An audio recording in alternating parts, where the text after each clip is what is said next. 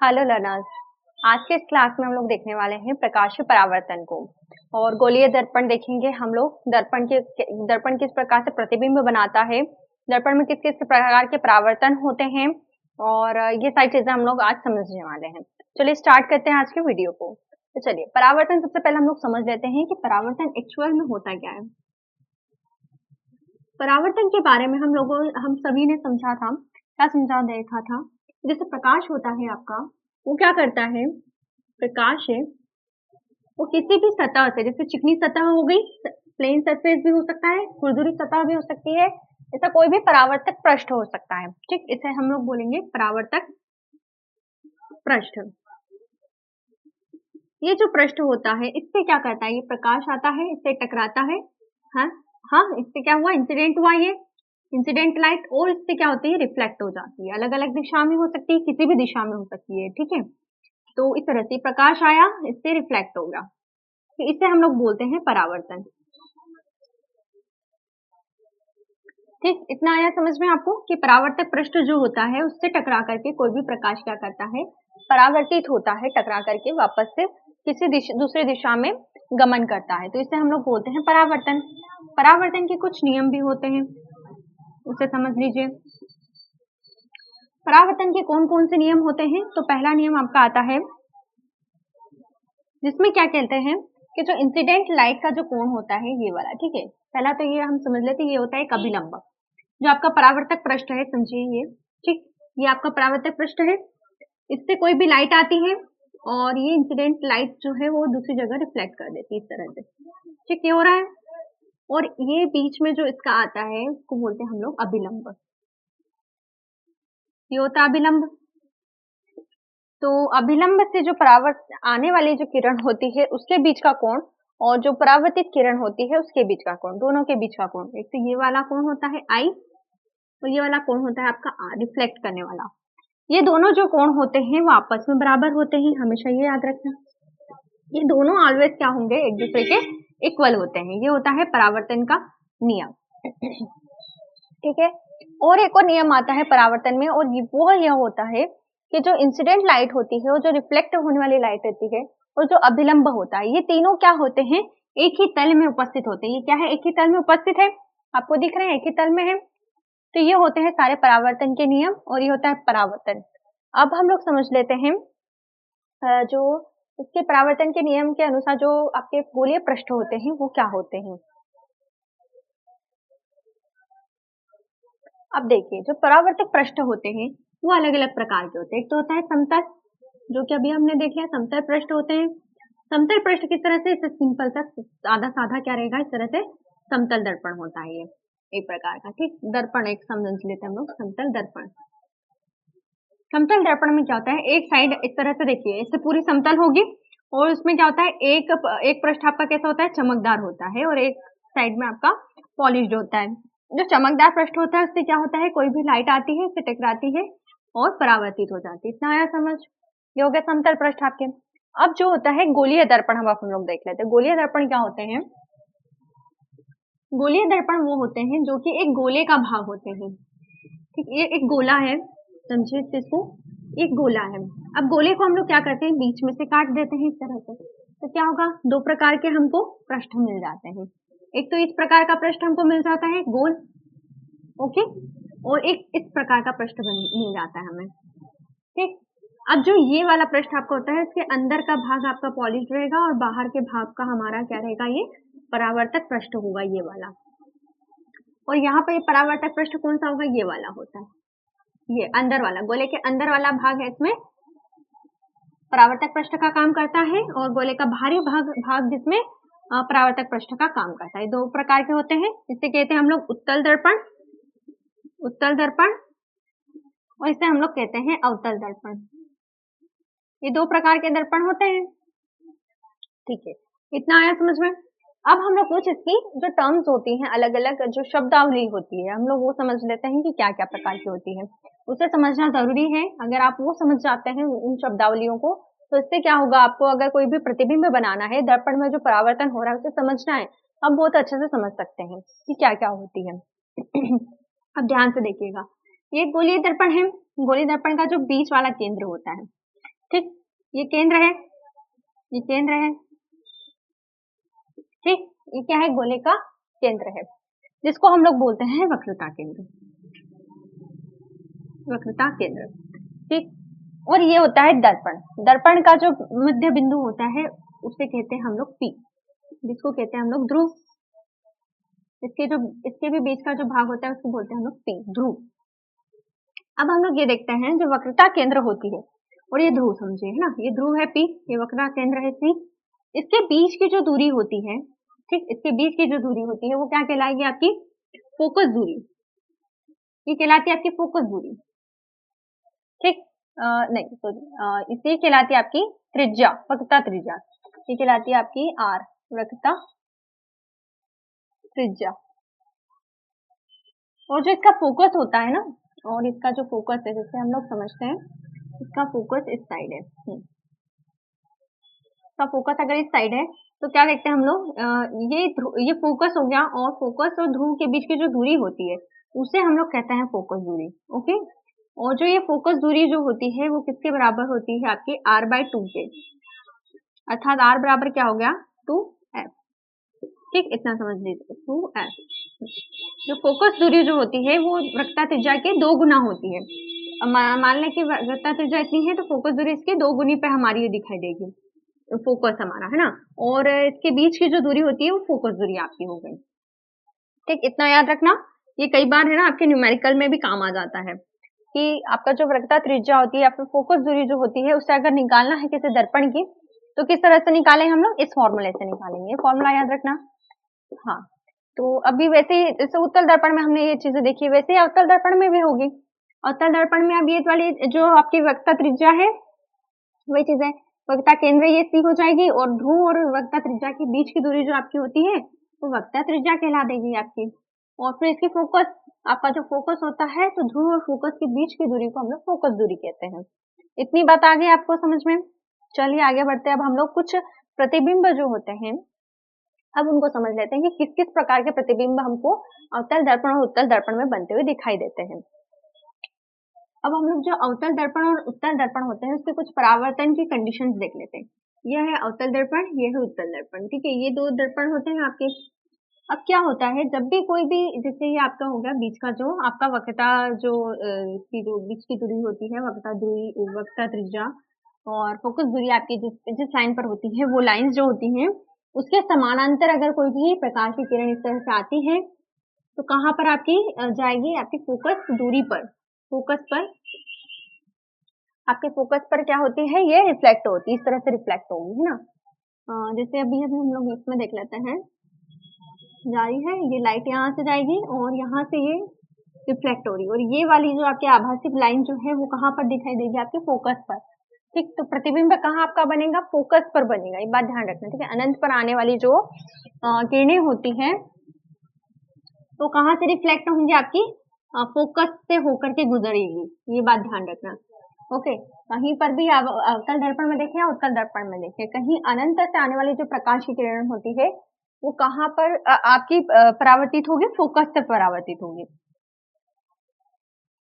देखिए अब अवतल दर्पण में क्या होता है, एक और चीज, जब वक्रता केंद्र है आपका, ठीक है, ये वक्रता केंद्र है, इस वक्रता केंद्र से होकर के आने वाली जो किरण होती है वो वापस से कहाँ पर रिफ्लेक्ट होगी, ये आपकी इस तरह से आई और रिफ्लेक्ट वापस पुनः कहाँ से होगी, वापस से आपके वक्रता केंद्र से ही रिफ्लेक्ट होगी, यानी वो इधर से ही आ रही है और इसी दिशा में वो क्या कहती है, रिटर्न हो जाती है, इस तरह से हो रहा है। और उत्तल दर्पण में भी यही चीज हमको देखने को मिलेगी, जब आपका वक्रता केंद्र होगा यहाँ से आभासी होती हुई प्रतीत होती है इस तरह से ये लाइट, तो ये रिफ्लेक्ट भी किस साइड होगी, जैसे ये इस तरह से आ रही है तो रिफ्लेक्ट भी वो इसी दिशा में होगी ना, ये जिस दिशा से ये आ रही है इंसिडेंट राइट, उसी दिशा में हमको ये रिफ्लेक्ट होती हुई भी दिखाई देती है। तो ये वक्रता केंद्र से अगर आती हुई लाइट है तो वो किस तरह से परावर्तित होगी ये हमने देखा। और एक और प्रकार की होती है लाइट, अगर इंसिडेंट हो रही है आपकी तिर्यक रूप में, देखिए ये अभिलंब है आपका, ठीक, ये अभिलंब है, अगर अभिलंब के तिर्यक रूप में देखिए इस तरह से अगर ये आ रही है तो इस टाइम पे क्या होगा, ये तिर्यक रूप में आपकी रिफ्लेक्ट हो जाती है इस तरह से, ठीक है। आपका क्या है, ध्रुव है P, ध्रुव P पे अगर ध्रुव P पे आपकी इंसिडेंट होती है कोई लाइट तो वो रिफ्लेक्ट भी तिर्यक रूप में होती है। इतनी बात आई समझ। देखिए उत्तल दर्पण में भी यही चीज होगी, आपकी अगर कोई भी लाइट जो है वो डायरेक्टली कहाँ पर आ रही है, आपकी ध्रुव पे पर आ रही है, तो ये रिफ्लेक्ट कैसी होगी, तिर्यक रूप में होंगे। ठीक है, जैसे ऐसे आ रही है तो इस तरह से जाएंगे, इस तरह से होती है। अनंत से आने वाले समांतर, जैसे अनंत या समानांतर रूप से अगर कोई भी लाइट आती है तो फोकस से होकर के जाती है। वक्रता केंद्र से कोई भी लाइट आती है तो क्या करती है, वो उसी दिशा में रिटर्न हो जाती है। और इस में क्या होगा कि आपकी जो इंसिडेंट होने वाली जो लाइट है वो अगर तिर्यक रूप में ध्रुव पर गिरती है तो क्या करती है, तिर्यक रूप में ही निकल जाती है। तो इस तरह से 3 प्रकार के आपके इंसिडेंट होने वाले लाइट के जो परावर्तन है वो 3 प्रकार के हो सकते हैं। अब हम लोग देख लेते हैं प्रतिबिंब का निर्माण किस प्रकार होता है अलग अलग दर्पणों में। अगर हम लोग सिर्फ अवतल दर्पण की सबसे पहले बात कर लेते हैं, हम लोग अवतल दर्पण में प्रतिबिंब का निर्माण, अवतल दर्पण में प्रतिबिंब का निर्माण। अगर हम लोग अवतल दर्पण की इस तरह से बात करते हैं, ठीक है, अवतल दर्पण है, अगर कोई भी वस्तु, फर्स्ट हम लोग क्यों देखते हैं, कोई भी वस्तु जो है वो अनंत पर है, अनंत पर है स्थित, तो क्या होगा, अगर कोई भी वस्तु अनंत पर है तो अनंत से आने वाली जो लाइट्स होती है इस तरह से होती है। ठीक, तो जैसे अनंत वाली वस्तु आपकी अगर रखी गई है अनंत पर, तो ये वस्तु से आने वाला जो लाइट होता है वो कैसा होगा, समानांतर होगा, ये अभी हमने देखा। और जो समानांतर लाइट होता है वो किससे होकर के गुजरता है, आपका फोकस से होकर के गुजरता है। ठीक, ये हमने देखा था। तो जैसे ये लाइट आई और ये किससे होकर जा रही है, आपके फोकस से होकर के जा रही है इस तरह से।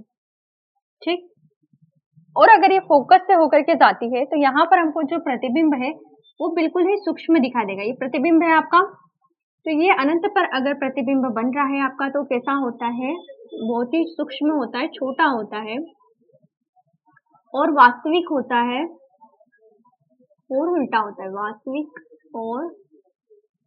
और उल्टा होता है। ठीक, ये 3-4 चीजें इसमें याद रखिएगा। समानांतर रूप में आने वाली जो किरणें होती हैं वो फोकस से होकर जाएगी और सूक्ष्म होती है प्रतिबिंब, और वास्तविक और उल्टा होता है। 3-4 चीजें याद रखना। अब हम लोग देखते हैं अनंत से आने वाली किरणें हो गई। अब हम लोग दूसरी चीज देखते हैं, फोकस और फोकस से परे।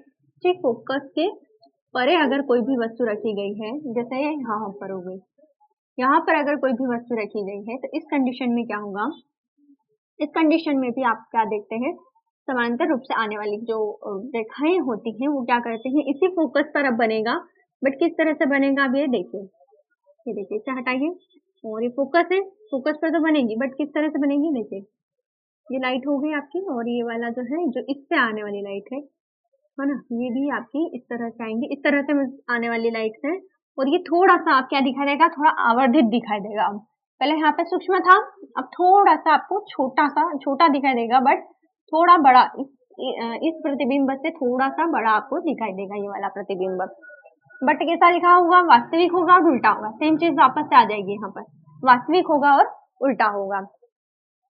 अब बस इसे समझते जाइए, ये डायग्राम्स आपको देखो याद रखने की इतनी जरूरत है नहीं, बट आप क्या करें, उसको थोड़ा सा आप समझते जाइए कि किस तरह से आपके प्रतिबिंब बन रहे हैं। फोकस पे अगर रखा गया है, फोकस के परे अगर रखी गई है कोई वस्तु तो थोड़ी सी आवर्धित दिखाई देगी इससे, बट छोटी ही होगी ये भी, बट इससे वास्तविक और उल्टा प्रतिबिंब बनेगा हमेशा अवतल दर्पण में, ये बात ध्यान रखो। ठीक, वास्तविक और उल्टा बन रहा है। देखिए अब क्या है, ये फोकस है, वक्रता केंद्र है आपका। पहले हम लोग क्या करते थे, वक्रता केंद्र के भी दूरी पर रखा था इस वस्तु को, ठीक है हमने। अब हम लोग क्या करेंगे, वक्रता केंद्र पर ले आते हैं इस वस्तु को उठा करके ना, यहाँ से भी हटा दो इसको, और वक्रता केंद्र पर ले आते हैं इस वस्तु को। अगर ये वक्रता केंद्र पर ये वस्तु आती है तो हमने क्या देखा था, यही देखा था कि वक्रता केंद्र से आने वाली जो किरणें होती है वो पुनः वक्रता केंद्र से ही होकर के गुजरती है, ये चीज हमने देखी थी ना। जैसे वैसे ही क्या होगा, ये लाइट भी आपकी वक्रता केंद्र से ही होकर के गुजरेगी और इसके ही जैसा प्रतिबिंब, इसी आकार का है ना। देखो केंद्र पर अगर रख देते हैं हम लोग वक्रता केंद्र, यहाँ पर लिख दो आप वक्रता केंद्र के पर है, ठीक है, और इसको लिखो आप वक्रता केंद्र पर। अगर वक्रता केंद्र पर है कोई भी वस्तु तो हमको वो कैसे दिखाई देती है, समान आकार की दिखाई देगी, अब समान आकार की दिखाई देगी, और वही वास्तविक और उल्टी तो दिखाई देगी, बट अब कैसी हमको दिखाई देगी, ये समान आकार की ही दिखाई देगी। और जो इंसिडेंट लाइट आपका रिफ्लेक्ट हो रहा है इस तरह से, क्या होगा आपका, और ये भी इस तरह से ये इसकी जाएगी। ठीक है, इस तरह से आपकी क्या कर रही है, लाइट जा रही है। हाँ, ये दिशाएं होगी इसकी, ये वाली यहाँ से जा रही है, ये इस तरह से जा रही है। ये वस्तु है आपकी। तो ये क्या आपको दिखाई देगी, आप समान आकार की दिखाई देगी, और कहाँ पर बनती हुई दिखाई देगी, वक्रता केंद्र पर ही बनती हुई दिखाई देगी, और वास्तविक और उल्टी दिखाई देगी। ये 3-4 चीजें हो गई। अब हम लोग देखते हैं फोर्थ कंडीशन, और फोर्थ कंडीशन में हम क्या देखते हैं कि वक्रता केंद्र और फोकस पर, वक्रता केंद्र और फोकस पर अगर हम लोग लिख देते हैं, इसके बीच में हम लोग देखते हैं ना, वक्रता केंद्र और फोकस के बीच में अगर कोई भी वस्तु रखी जाती है तो इस कंडीशन में क्या होगा, हम लोग इसको मिटा देते हैं।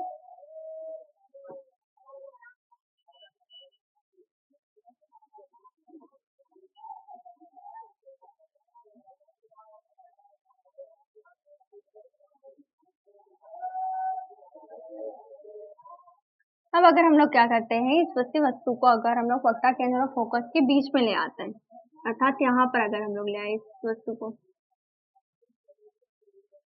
ठीक, तो इस टाइम पे क्या होगा, ये वस्तु जो होती है इससे इंसिडेंट होने वाली जो लाइट है और फिर रिफ्लेक्ट हो रही है, ओके, इस तरह से रिफ्लेक्ट हो रही है। तो ये वाली जो वस्तु है आपको वो कहाँ पर बनेगी, वक्रता केंद्र के परे बनेगी। अब ये जो आपका प्रतिबिंब है वो कहाँ पर बन रहा है, वक्रता केंद्र के भी परे बन रहा है, ठीक, इससे दूर बन रहा है आपका। कैसा बनेगा, पर बड़ा बनेगा, जो वस्तु है आपको उससे बड़ा बनेगा, आवर्धित बनेगा, वास्तविक होगा और उल्टा होगा। ठीक, इतना आया समझ में। इंसिडेंट होने वाली लाइट है और इस इंसिडेंट होने वाली लाइट से आपका क्या बन रहा है, ये प्रतिबिंब बन रहा है। ओके, तो आपको ये जो चीजें हैं छोटी छोटी सी याद रखना है। अगर आपका वस्तु यहाँ पर रखी गई है और पास में ले आए, ठीक, हम लोग, तो इस टाइम पे क्या होगा, ये वक्रता केंद्र से दूर बनेगा और आवर्धित और बड़ा दिखाई देगा।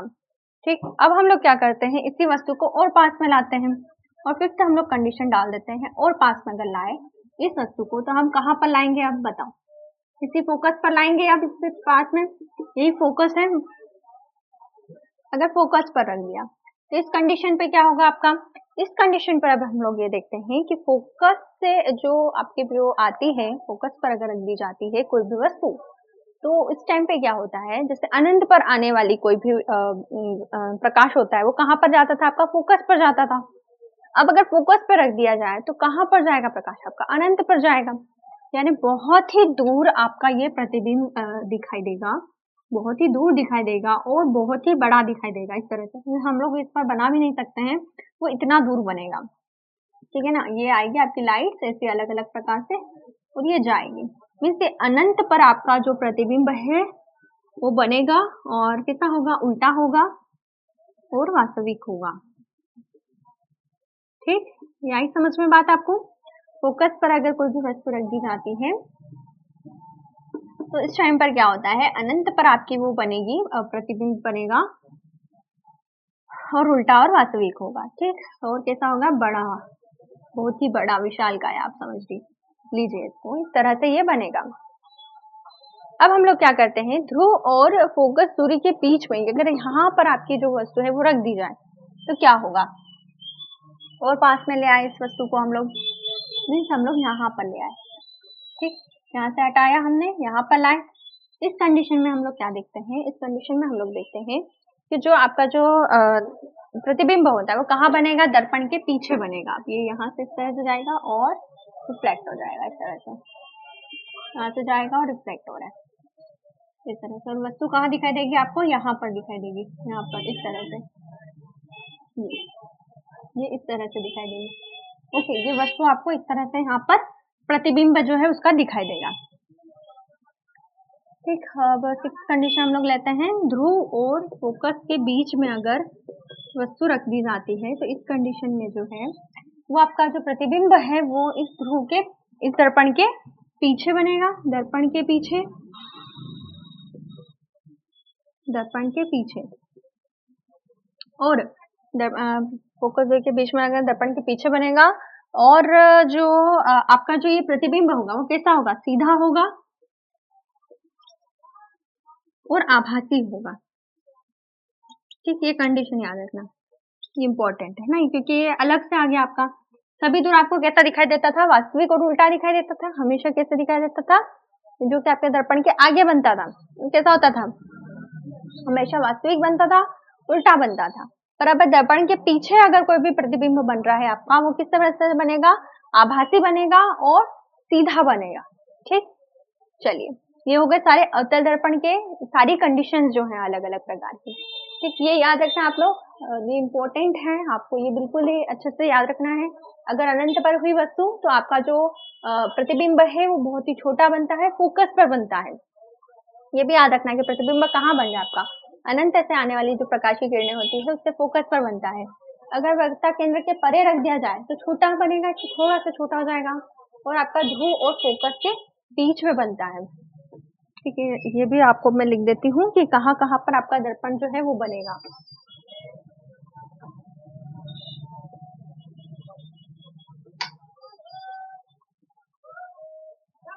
अगर अनंत पर है तो आपका जो प्रतिबिंब है वो बनता है फोकस पर। अगर वक्ता केंद्र पर है के परे है, छोटा बनेगा, वास्तविक उल्टा बनेगा, और कहाँ बनेगा? फोकस और ध्रुव के बीच में। वक्ता केंद्र पर है, समान आकार का है, तो कहाँ पर बनेगा? वक्ता केंद्र पर ही प्रतिबिंब आपका बन रहा है। वक्ता केंद्र और फोकस के बीच में अगर रख दिया जाए तो इस टाइम पे क्या होता है? वक्ता केंद्र के परे आपका बनेगा। ठीक है, और 5 में हम लोग फोकस पर ले आए, फोकस पर बड़ा बनेगा और अनंत पर आपकी प्रतिबिंब दिखाई देगी। अगर फोकस और ध्रुव के बीच में अगर हम लोग वस्तु को ले आते हैं तो दर्पण के पीछे आपका बनता है, दर्पण के पीछे। देखिए ये कंडीशन आपको बिल्कुल ही याद रखनी है कि 3-4 कंडीशंस हैं, 6 कंडीशंस हैं जो आपको बिल्कुल याद रखनी है। और मैंने बहुत ही सरल तरीके से समझाई है कि आप पहले अनंत पर रखिए वस्तु को, फिर थोड़ा पास में लाइए, फिर थोड़ा पास में लाइए, फिर थोड़ा पास में लाइए, तो क्या होता जाएगा?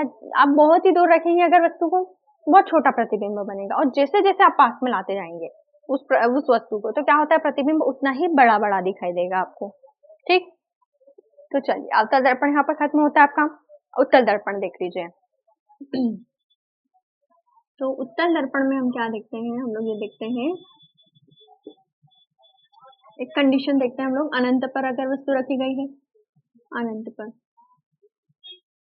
मैंने आपको अवतल दर्पण उत्तल दर्पण में एक चीज बताई थी कि जो अवतल दर्पण होते हैं वो क्या होता है? हम लोग को सूक्ष्म चीजें देखने के लिए, सूक्ष्म चीजों को आवर्धित रूप में देखने के लिए हम लोग अवतल का दर्पण का यूज करते हैं। जैसे पास में आपके जो होती है, जैसे नाई की दुकान में आप दाढ़ी बनाते हो, या फिर इस टाइम पर हम लोग क्या देखते हैं? हम पास से कोई भी कांच को देखते हैं, जैसे आपके जो डेली यूज के जो कांच होते हैं, दर्पण होते हैं, वो अवतल दर्पण होते हैं सारे।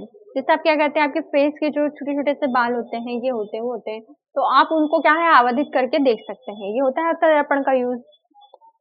अब उत्तल दर्पण क्या करता है? जो बड़ी बड़ी चीजें होती हैं, जो अनंत पर हैं या फिर बहुत दूर हैं स्थित, तो उन चीजों को आपको क्या दिखाई देता है? छोटा करके दिखाई देगा। ठीक, उत्तल दर्पण का ये काम होता है। और उत्तल दर्पण क्या करता है? बड़ी चीजों को छोटी में तो कन्वर्ट करता ही है, और क्या करता है? ये आपको सीधा प्रतिबिंब बना के देगा और उससे छोटा प्रतिबिंब बना कर देगा। ठीक, ये होता है उत्तल दर्पण का काम। और इसका उपयोग जो है हम लोग वाहनों के हेडलाइट्स और जो साइड मिरर्स होते हैं उसमें हम लोग इसका यूज करते हैं।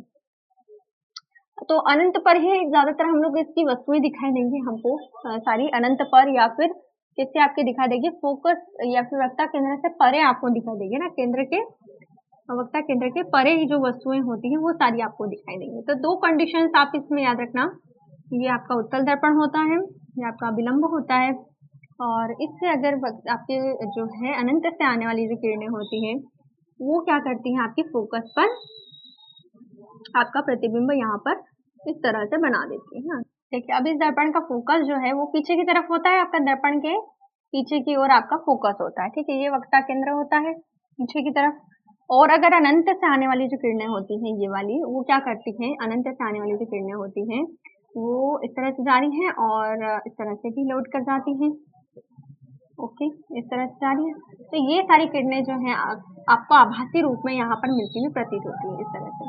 तो यहाँ पर आपका क्या करता है? दर्पण का आपका प्रतिबिंब का फॉर्मेशन होता है। तो अनंत पर से आने वाली जो किरणें होती हैं वो फोकस पर आपका, फोकस पर क्या करती है? प्रतिबिंब बनाती हैं। और ये जो प्रतिबिंब होता है वो कैसा होता है? आभासी होता है, और हमेशा कैसा होगा? सीधा होगा। और अगर वक्ता केंद्र के परे अगर रखी जाए, वक्ता केंद्र के परे में ये वाला वक्ता केंद्र हो जाए, यहाँ पर ये वक्ता केंद्र होगा, ठीक। इसके भी अगर परे यहाँ पर अगर वस्तु रख दी जाती है कोई भी, तो इस कंडीशन पे क्या होता है, इस कंडीशन में भी हमको कैसा दिखाई देगा, ये प्रतिबिंब पीछे की तरफ आपका है ना, फोकस और ध्रुव के बीच में, ये यहाँ पर आपका दिखाई देगा, यहाँ पर ये प्रतिबिंब सीधा दिखाई देगा, हमेशा छोटा दिखाई देगा और आभासी भी दिखाई देगा। और ये प्रतिबिंब आपका कहाँ बन रहा है, आपका ये बन रहा है ध्रुव और फोकस के बीच में बन रहा है, ठीक। हाँ चलो, ये तो हो गया, इतना चीजें हमने देख ली हैं। जो प्रतिबिंब होते हैं जो वो किस किस तरह से बनते हैं, उत्तल दर्पण में, अवतल दर्पण में। अगर अनंत से आने वाली है तो फोकस पर जाएगी कहीं, ठीक है। हाँ ठीक, प्रतिबिंब बन रहा है आपका इस तरह से अलग अलग प्रकार से, तो मैंने आपको ये चीजें बता दी हैं। अब हम लोग दर्पण सूत्र को देख लेते हैं। दर्पण सूत्र क्या होता है और इसकी कुछ चिन्ह परिपाटियां होती है, उसको भी समझ लेते हैं, ठीक है। कोई भी दर्पण जैसे होता है आपका उत्तल दर्पण है, जैसे उस उत्तल दर्पण में क्या होता है, कोई भी जैसे अभिलंब हो गया, तो जब दर्पण के जो हम लोग दाईं ओर देखते हैं, तो कोई भी दाईं ओर वाली वस्तु अगर बन रही है, प्रतिबिंब जैसे बन रहा है, वस्तु रखी गई है, तो वो सारी चीजें हम लोग ऋणात्मक में लेते हैं, नेगेटिव में लेते हैं, ठीक। उन सारी चिन्हों को हम लोग कैसे लेते हैं, नेगेटिव में लेते हैं। और अगर बाईं ओर सारी चीजें रखी गई हैं, आपकी इस साइड रखी गई हैं सारी चीजें, तो आपका पॉजिटिव में जाती है वो सारी। ओके, कोई भी वस्तु की दूरी होगी, जैसे आप यहाँ पर क्या रखते हैं, वस्तु रखते हैं, तो वस्तु और बिंब के बीच की दूरी जो होती है वो आपकी पॉजिटिव में आ जाएगी। जैसे यू है, यू हम लोग ले लेते हैं, यू हमेशा कैसा आएगा, पॉजिटिव में आएगा। अगर यहाँ पे प्रतिबिंब बन रहा है, प्रतिबिंब बन रहा है, तो उस चीज में हम लोग क्या देखते हैं कि जो भी होता है वो हम लोग कैसे लेंगे, नेगेटिव में लेंगे। ओके ठीक, इतना आया समझ में आपको। अब देखते हैं हम लोग, अब ऊंचाई की ओर देखते हैं। नहीं, अब अगर हम लोग सीधा अगर प्रतिबिंब देखते हैं, सीधे प्रतिबिंब के टाइम पर हम लोग क्या देखते हैं, जो एच होता है वो आपका हमेशा कैसा होगा, पॉजिटिव होगा। अगर इस प्रतिबिंब में हमको कैसा दिखाई देता है, उल्टा दिखाई देगा। इस वस्तु का जो प्रतिबिंब है अगर हमको उल्टा दिखाई देगा, उसकी ऊंचाई होगी एच डैश। एच डैश के कंडीशन में ये नेगेटिव होता है हमेशा, ठीक। इसको हम लोग करेंगे हमेशा नेगेटिव में। तो आपका अगर ऊपर की तरफ बन रहा है, मीन्स हमारा कैसा बन रहा है, वास्तविक बन रहा है, नहीं आभासी बन रहा है, ओके प्रतिबिंब यहाँ पर। अब यहाँ पर हमारा कैसा बन रहा है, आभासी प्रतिबिंब बनता है, तो हम लोग इसको हमेशा पॉजिटिव में लेते हैं, ठीक। तो ये 3-4 चीजें हैं वो याद रखना है कि कब नेगेटिव लेना है, कब पॉजिटिव लेना है। अगर हम लोग दर्पण के पीछे की बात करते हैं, ठीक, इस साइड की बात करते हैं, तो नेगेटिव में हमेशा वैल्यू जाएगी आपकी। और अगर हम लोग आगे की बात करते हैं, तो इस कंडीशन में क्या होता है, पॉजिटिव की और सारी हमारी वैल्यूज जाती हैं। ओके, तो ये वाली हो गई। अब दर्पण सूत्र हम लोग देख लेते हैं। दर्पण सूत्र आपका क्या होता है, वो ये होता है कि जो 1 by फोकस होता है वो बराबर होता है आपका 1 by v plus 1 by u के। v क्या होता है आपके बिंब और जो प्रतिबिंब होता है आपका, उसके बीच की दूरी, और ये वस्तु की दूरी होती है u। फोकस दूरी तो आपको पता ही है क्या होती है, ठीक। तो ये होता है आपका दर्पण सूत्र, ये इंपॉर्टेंट है, इसे याद रखना है। दर्पण सूत्र से बहुत सारी चीजें आपकी कैलकुलेट होती है। और एक होता है आवर्धन सूत्र। आवर्धन में सूत्र में हम लोग क्या देखते हैं, जो एम होता है वो बराबर होता है एच डैश बाय एच के या फिर वी बाय यू के, ठीक। ये हो गया। अगर आवर्धन क्या होता है, पॉजिटिव वैल्यू जाती है आपकी, तो आपका बनता है आभासी प्रतिबिंब, आभासी और सीधा। और नेगेटिव में जाती है अगर वैल्यू, तो आपकी बनता है वास्तविक और उल्टा, ठीक। आभासी सीधा हमेशा बनेगा, वास्तविक उल्टा हमेशा बनेगा, ठीक। ये 3-4 कंडीशन याद रखना है, दर्पण सूत्र याद रखना है, और आपके प्रतिबिंब किस किस प्रकार से बन रहे हैं मैंने आपको सारी चीजें डिटेल में समझाई है। तो आई होप आपको ये वीडियो पसंद आया हो और समझ में आई हो सारी चीजें, आपको प्रतिबिंब किस किस प्रकार से बन रहा है। तो अगर आपको पसंद आया हो तो लाइक जरूर करना, share this video to all our parents, and thanks for watching.